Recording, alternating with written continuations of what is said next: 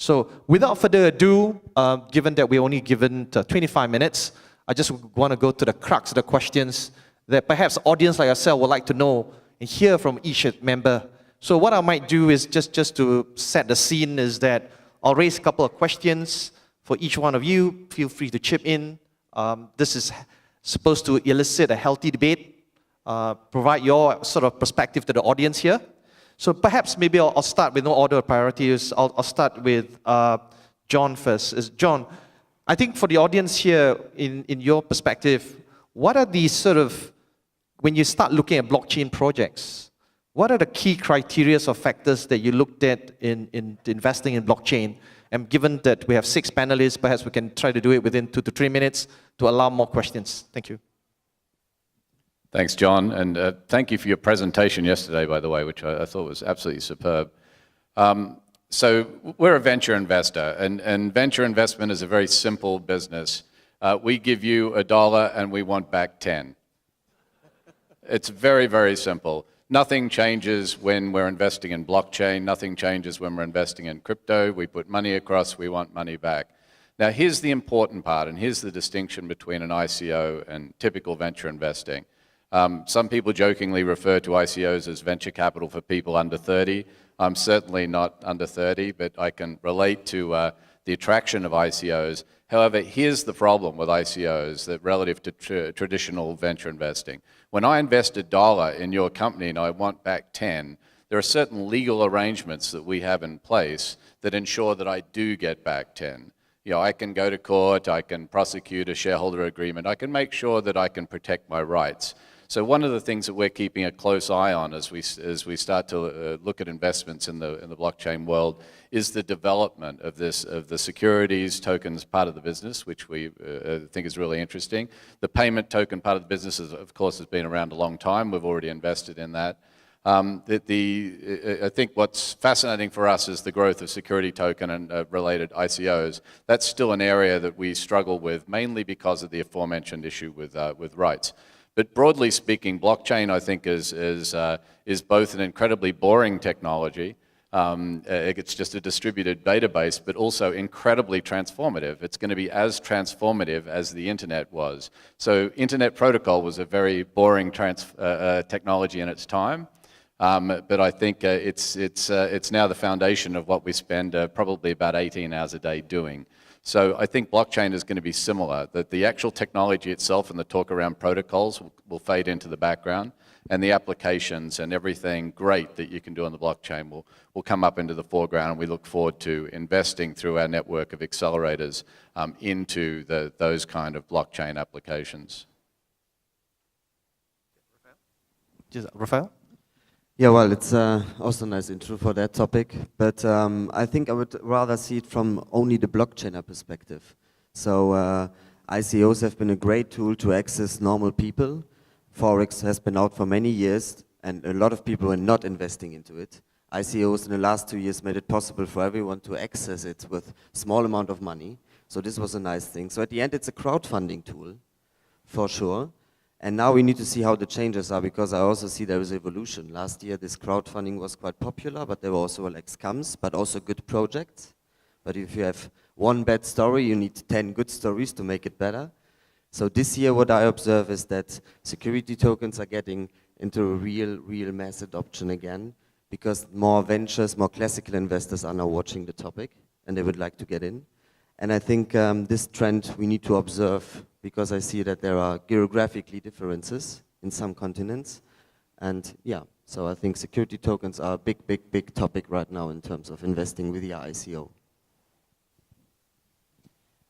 So I think that what's interesting about this space for me is kind of thinking about why did this happen? So for a long time, it's been super hard for early stage businesses to get angel investment. And so you suddenly had this technology that enabled you to tokenize some kind of future right to a network, and very quickly people raised very large amounts of money. But it doesn't really change anything about the fact that you still need to go through the typical process of building an MVP, getting market validation, setting up your business for scaling, and build up your experience. And so you had this really unfortunate situation where you had people that didn't have the benefit of professional investors sitting on the board and kind of helping and coaching and mentoring that had access to a lot of money that suddenly didn't necessarily know what to do with that money.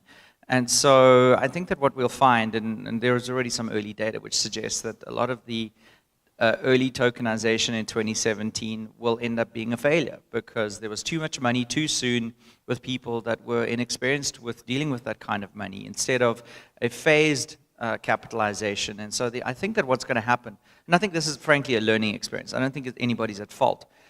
What we're going to find is that we're going to have, I do think that some of these tools lend themselves to equity participation. I have many concerns about security tokens in terms of their liquidity, but the principle here is just that instead of raising all this money up front and then figuring out to do with it, I think we're going to end up with a situation where you raise a relatively small amount of money linked to specific deliverables and expectations, and then you go through the process again. In the same way that you go through phases with equity financing, I do think, incidentally, that there is a major difference between utility tokens and security tokens, and I think that some projects don't lend themselves to actually a creation of a decentralized business model, and I think the decentralized business models are essential to utility token usage. Security tokens, on the other hand, are a completely different kettle of fish, and I think the first generation of security tokens, frankly, are going to be very boring and very illiquid. There are other things that are coming later on that will change that. Well, actually, I'm an entrepreneur from South Africa, and as an entrepreneur, been in the space of the IT and fintech for a very long time. We found it very, very hard for us to be able to find VC investment for our project. So we got pretty excited about the idea of blockchain, as getting funding as part of the ICOs was becoming more of a disruptive model for the traditional VC investment. So we kicked off a fund that actually focuses on investing in crypto assets and blockchain-related projects. What I love about the blockchain is that it is fairly international, and irrespective of your background, your political stance, or where you come from, really, we all speak one single language, and that's the reason why we're here, is the blockchain. And I came all the way from South Africa, Johannesburg, for me to be able to be a part of this specific conference. To identify opportunities, not only in South Africa, but I mean around the world as well, so that we can either invest in opportunities we believe are going to be able to disrupt. And the ICO investment is for us a space we want to be able to focus on. We haven't yet started looking into security tokens yet, because obviously of the differentiation or the definition that a lot of people are trying to look into security tokens. So we focus more on the ICO model, and we do believe that this is an area we want to be able to work in. And we have quite a few funding available for key projects that we actually choose as well. So I'm pretty excited to be a part of this conference and identify some of the projects that we may be able to choose to invest into. Thank you. With Cradle itself, we're, as you mentioned, we're under Ministry of Finance. We do invest in early stage Malaysian technology startups. But something that, a disclaimer that we are staying away from cryptocurrencies and ICO and all that until there's a clear definition and clarity from both Bank Negara Malaysia, which is the central bank, as well as the Securities Commission. But in terms of other opportunities in application that applies blockchain, we are actually looking for deal flows. But I think in Malaysia, a lot of startups actually claim to have blockchain technology, but we have not actually seen anything concrete yet. Yeah, so. Thank you. I think we're on the topic of disruption, so let me just disrupt the flow as well, and just to elicit healthy debate. So maybe start with Lou. You mentioned about MVP. For those of you not aware of MVP, is the minimum viable product. So when a product has already been proven to real users, it's successfully adopted. So in a new sort of environment, that's what's been termed. So well, you guys are investors on VC. So when you have audience here that are budding entrepreneurs and startups pitching to you, do you look at a 2-pager pitch? Do you look at the team? Do you look at their proof of concept, MVP? What's the tipping point for you guys I'll go in no order of priority. I'll start with Liu first. That you want to invest in one project over the other. So I think that, once again, the principles that we're looking for don't change at all, whether we're talking about a SaaS startup or whether we're talking about a blockchain startup. There are some other things that come into a blockchain startup. So the normal things around, does the team have experience? How big is the market? What is the problem? Who is the customer? Do you have a product? What is your competitive differentiation? What are the economics? How are you going to make money? Nothing changes. The only thing that does change in a blockchain startup is we start to ask questions around economics. And we start to say, well, how are you going to create value in the network? How are you going to create network effects? How are you going to seed the network? How are you going to create an economic system that where it is able to attract and retain value in the economic unit? And so that is typically sort of the utility token or the payment mechanism or the unit of account in the network.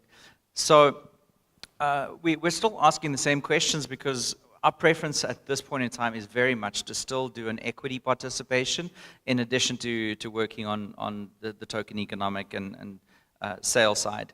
And the reason for that is similar to some of the comments made earlier on, is that I think that decentralized governance is really hard to do right now. And I think that centralized governance is something that we're sort of carrying forward from the old days. And we are looking for something that's kind of in the middle, but the technology doesn't enable us to do that yet. But we're working on some interesting things, and until we've got that right, the best way that we can supervise and have more involvement in these projects is to sit on the board, hold shares, have share preference, have things that in the shareholders agreement that protect our ability to not just protect our own investment, but frankly protect all the other people that are buying these units as well that are being sold in the open market. I think we should just add one basic thing which was always asked in classical venture startups. The first one was, what's the pain you are going to solve? And I missed that question in the last 18 months in so many ICO projects. There was just like, we are disrupting this, we are disrupting that. Blockchain Uber, blockchain Airbnb. Everything is coming, I understand, and there are potentials, but what is the pain? And I think we need to get back. Good ICOs, utility security, doesn't matter, are good when we start with this basic question. So let's use some tools from the old economy because they're proved and they really work. Well, exactly. I mean, what we really focus on is, just like my friend said over here, we want to focus on understanding, first of all, what is the entrepreneur trying to solve as a problem. And ultimately, we're looking into the team as well. And most importantly, we're looking into the token distribution, all right? So it's very important for us to understand and to figure out exactly what are the pain points that you're trying to solve. Are you just trying to move your project in the blockchain because you believe that the blockchain is the sexy new thing that we all want to be able to go into? So first of all, we really dive into the team's expertise and the business model to understand whether it makes sense for you to move your project into the blockchain. And eventually, if it does, we're looking into the team's expertise and the token distribution. So how are you going to distribute the funds that you are going to collect as part of this specific project? And fundamentally, for us, what we do as well, we do believe that the success of each project cannot be achieved in a shortest period of time. So we kind of, very reasonable in the fact that the time frame it may take for this project to really take off could be in the region of 18 to 24 months, and sometimes even more. So we also look into that perspective as well to decide whether we want to be able to be a part of this project, or if it's a pass for us. Yes. Yeah, so we've actually developed a lot of technology and researched for a bit over 3 years what are the factors that go into a successful startup. So we've looked at 450,000 startups, which is more than anyone else has looked at. And we've developed AI-based algorithms that basically when people apply through our network of leading accelerators around the world, we take those applications, whatever language they're in, and then we turn that into a series of scores. And the scores are based primarily on the people that are involved in the project, which won't surprise anyone here, because the people are really central to it. There's plenty of times when, as a venture investor, you'll invest in a team, and the team will come back after 6 months and they'll say, you know what, our original idea was rubbish. We have a much better idea. The core thing that we're looking for, and then that idea of maybe they come around and they change their idea again in the next 6 months. And quite often, 2 or 3 of those changes ends up with a really, really great product, a really good return for the investors, and it's something to be encouraged. The key aspect of why those people keep coming back to you is this don't give up attitude. I'd say, leaving aside all of the AI, all of the stuff that we've learned about things, what we've learned first and foremost is that there is a type of founder that you invest in that will not give up. Now, sometimes they're going to hang on to a dog of an idea for the rest of their lives, and it will never work, and that's a sad scenario. But most of the time, people will stick at it, they'll bring in expertise, they'll use the mentors and the coaching that they can get through the network, and they'll come to a conclusion that is a much better conclusion for them and an investor simply because they stuck at it. So if I was to say 2 words of encouragement or 2 sentences of encouragement to entrepreneurs in the audience, the first thing you need to do is you need to find a problem to solve, as my peers up here have mentioned. The second thing is you need to stick at it. If we're giving you millions of dollars, whether it's through an ICO or through an equity investment, we need you to take responsibility for those millions of dollars and not give up until you get to a point where there's a result there. By the way, I've seen so many improbable successes in my 30 years of doing this that I'm convinced now that it's almost impossible for someone that keeps at it to not eventually succeed. The key thing is to stick at it and just put in the time, because that's what we're really investing in, is your dogged determination to get there. That's what we want to see. Yeah. For us, of course, we look at all those things as well. Team, how big is the market, what problem are you solving and all that. But because we're actually an agency under Ministry of Finance and we get our yearly allocation from MOF, we balance between return, obviously we need the return, and also a developmental role. So our investment tenure is up to 10 years. So for us, we balance it between those that can actually make money, give us return within 2 to 3 years, and also those that actually disrupt the market. Again, it's cliche, but those are the things that we look at. Startups that can actually disrupt, although you can't give an exit, short-term exit, but we look at how can we help the ecosystem as a whole. Yeah, thank you. Any other things? Just one, I think, final questions to the audience here, to the panelists here, is for the audience here as well. Obviously, we talk about blockchain. There are many sectors being disrupted. So perhaps for each one of you, we'll be happy to sort of pick a sector that you feel have, that in your view has the best promise and you're likely to focus on it. And where do you see the future in this sector? So no order of priority. Maybe I'll start with John first. So very selfishly, we think there's massive potential for disruption in the venture industry with blockchain, particularly with smart contracts. If you look inside the typical venture company, we're quite disorganized. It's quite messy. What we've done at Hatcher is really put together an ERP platform that really grows that up, and we're looking at ways we can use the blockchain within that platform to do a better job of keeping track of companies, keeping track of investments, cap tables, and all the things associated with contracts. I do think blockchain is going to revolutionize our ability to do everything from accounting through audit, which all sound like very boring things, but when you're talking about 10x on your money, these are the most critical functions within an organization like ours. So the most boring stuff is the stuff that we're going to be focused on, because that's what will get us the best return for our money in the long run. Well, I have 2 be-liked industries who are going to be disrupted. First, of course, it's payments. It's so easy. We have started with the Bitcoin. Now we have 100 projects who are focusing on payments as well. So imagine you are going from Kuala Lumpur to Berlin, to Hong Kong, to New York, and you just have one cryptocurrency or 2 which you can use everywhere to buy ice cream, to buy your ticket, to take a car. This is my disruptive dream world. Another one is personal data. How many of you have accounts with Google, Facebook, WeChat, Instagram? It's all the time your name, a password, email. Name, password, email. You do it 100 times. So imagine a future where you have one login on a big global blockchain with your personal data, your digital print, and even the governments are using this. So it's your passport, it's your digital identification, and it runs everywhere. You go into a country, you use it. You take a car, you use it. You go to WeChat, you use it. This is my future of a nice solution. So I've got an easy answer and I've got a long answer. Let's start with the long answer. The long answer is that I think what this technology enables us to do is to completely reimagine the whole financial system.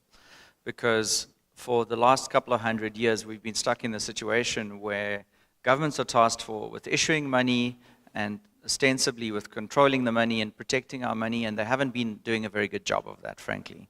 So we have this debt-based system which is overloaded with debt. It completely devalues money over long periods of time, and the fundamental premise of Keynesian economics is probably wrong.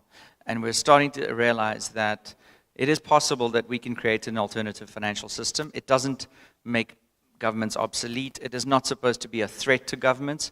It is meant to give us more power over our money and make governments more accountable to simply just printing more money when they feel like printing more money in order to finance things.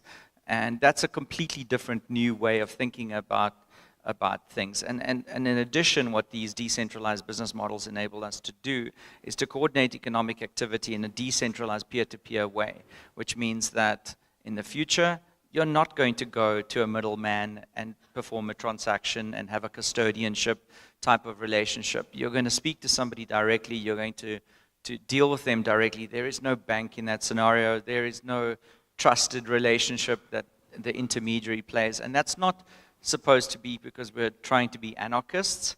It's that if there is no longer a need for that middleman, then why is the middleman collecting rent in that transaction?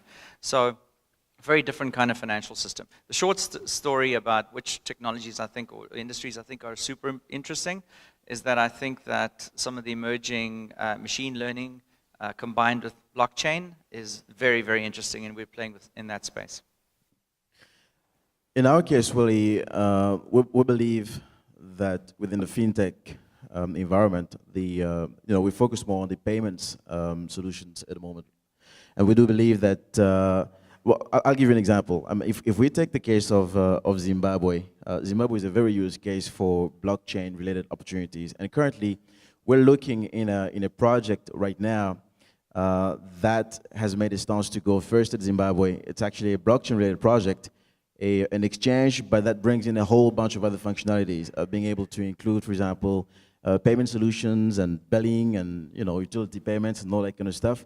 But most importantly, the one thing that we see entrepreneurs do is that because we're too technology savvy, we focus just on the technology and what it can do. We forget the one important thing. It is how do we include every other individual who actually will be the end user of that specific solution. So within the blockchain space, we want to focus on three main things. Okay, so it's about adoption. It's about fostering education and ensuring financial inclusion as well. Because in the end, the guys who will really use solutions are everybody else, the community, that doesn't even understand what the blockchain means. I mean, how many of you here do really know how the internet works? It used to be a very difficult topic back in the days, and it is so as well for the blockchain at the moment. So we want to be able to make sure that not only you focus on developing your solutions to solve these problems, but to really include, focus on education, as well as including everybody else to be a part of your opportunity. So the payment system for us is where we focus more on. Thanks, Sheila. Yeah, a short answer. We're probably looking at anything financial within the financial system, and as well as supply chain. Yeah, because there's a lot of bureaucracy, there's a lot of people involved. So we need that to make the whole system faster and more efficient. Thank you. So, ladies and gentlemen, please give a round of applause to the wonderful insights. Thank you.